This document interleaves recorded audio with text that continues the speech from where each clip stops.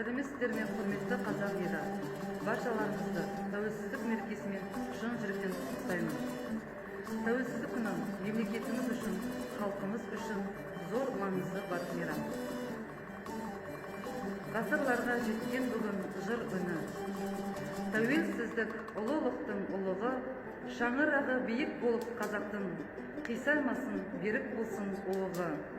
Жеткен арман жаса тәуелсіздігім, өз қолыма берген ерлік тізгінін. Ие болып әлем ілтипатына, дербес биігім мемлекетпіз біз бүгін. Тәуелсіздік бақыты ғой елімнің, тәуелсіздік шаттығы ғой жерімнің. Қолға қонған бақ құсындай аялаған, теңдесі жоқ бағы ғой бұл елімнің.